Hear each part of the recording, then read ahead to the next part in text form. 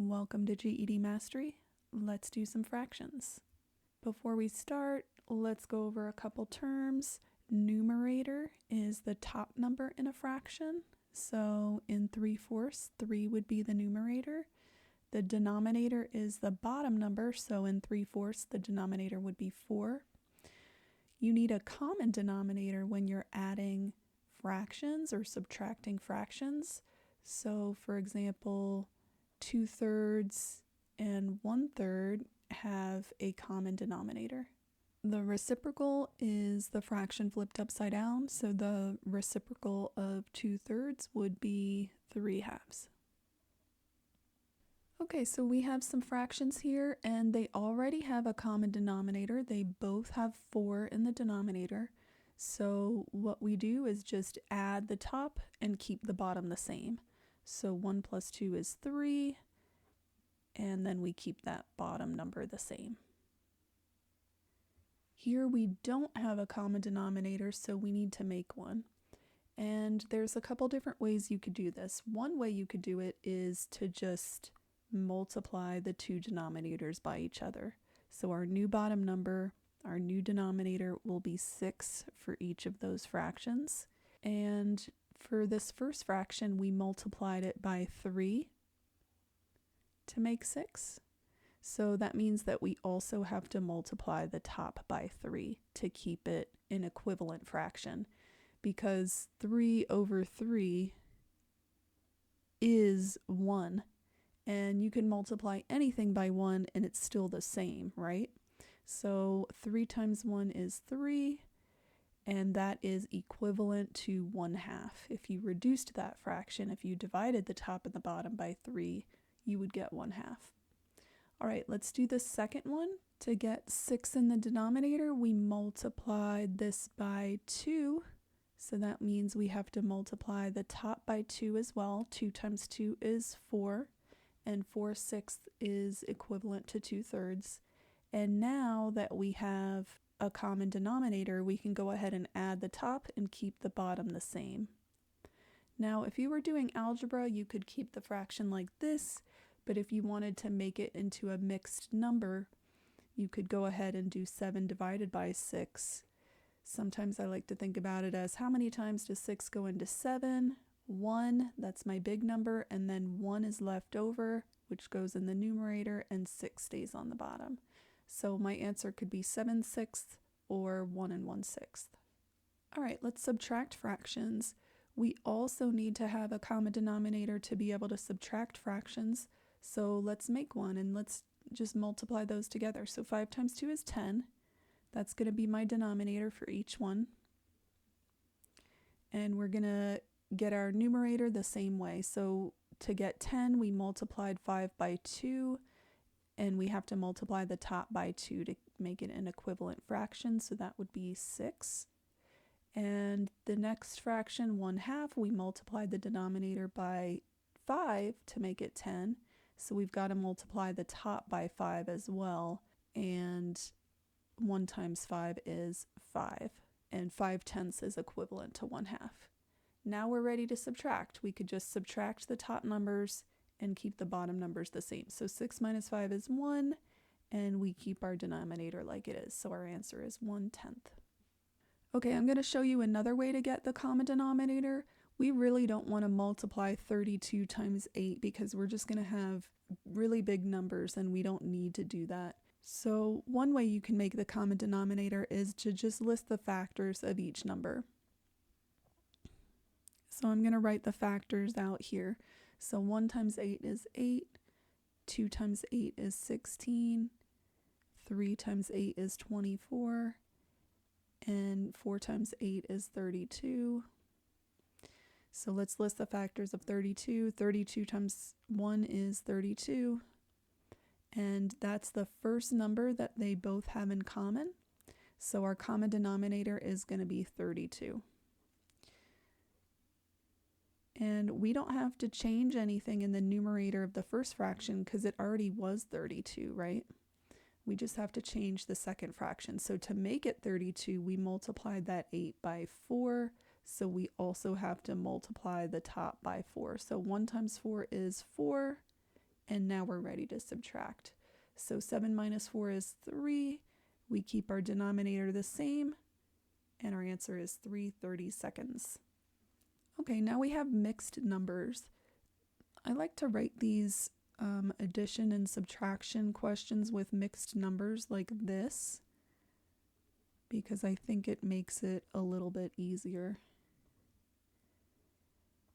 So we already have a common denominator in the fractions. We can go ahead and subtract 1/3 from 2/3. So 2/3 minus 1/3 is 1/3. And then 3 minus 2 is 1. So our answer is 1 1/3. All right, let's go ahead and write these on top of each other so we can see what's going on a little better. And we can see with our fractions, we do not have a common denominator, so we have to make one. And I know that 2 goes into 4, so we can make our common denominator 4. And I multiplied this by 2 to make 4, so I have to multiply the top by 2 as well. 1 times 2 is 2. Okay, I can forget about that now, and I'm doing 2/4 minus 3/4. But I can't do 2 minus 3, right?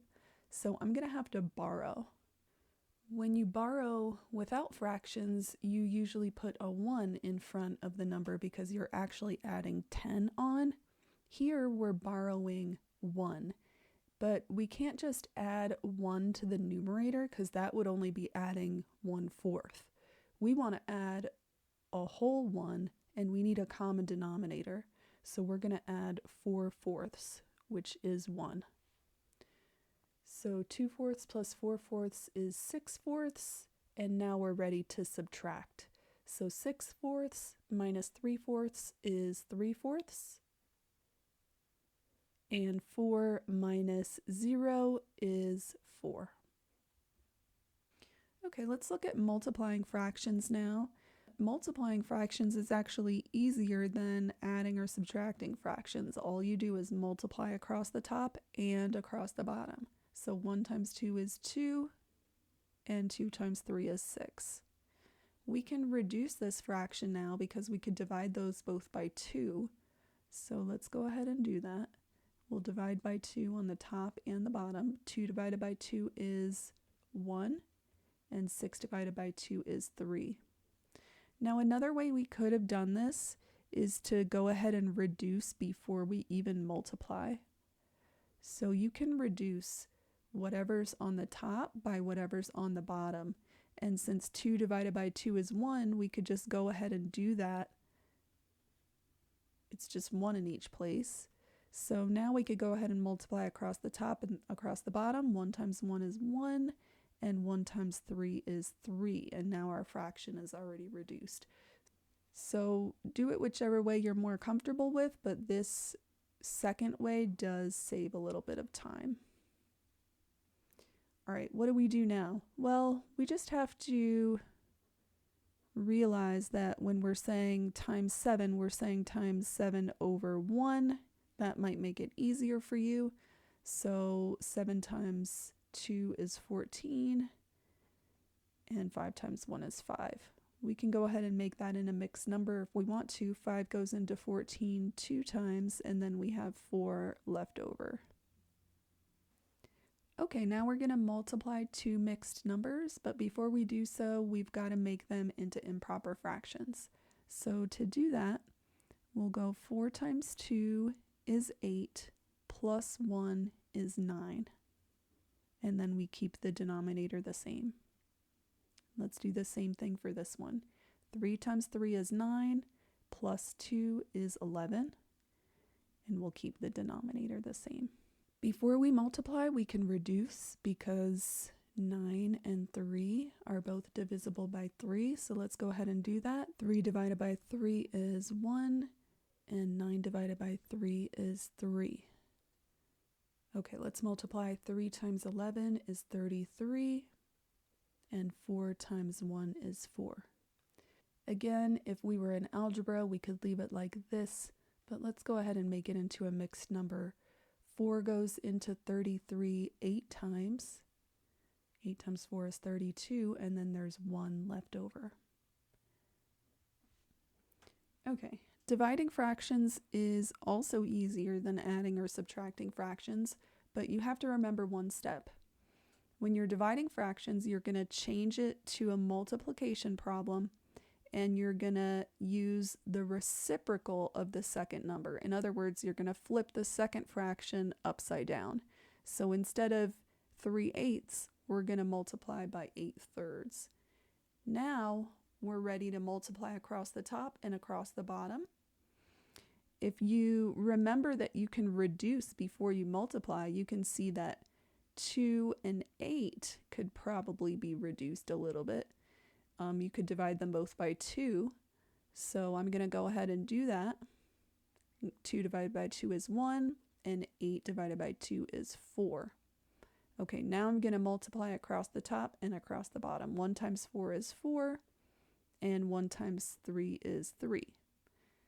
If it were algebra, I could leave it like an improper fraction, or I could just change it to a mixed number. 3 goes into 4 one time, and then there's 1 left over, and I'll keep my denominator the same. When we divide with a mixed number, we're also going to have to make it into an improper fraction first, so let's go ahead and do that. 12 times 2 is 24, plus 5 is 29. Then we'll leave our denominator the same. We're going to change this to a multiplication problem and flip this second fraction upside down. Now before we multiply, we can go ahead and reduce. 6 goes into 12. So let's divide both of these numbers by 6. 12 divided by 6 is 2. And now let's multiply across the top and across the bottom. And let's change this to a mixed number. 2 times 15 is 30. That's a little too much, so let's do 14. And then that's 28. That leaves 1 left over, and we'll keep our denominator the same. I hope this gave you a good review of fractions. Let me know how you feel about fractions in the comments, or if you want more practice, you've got this.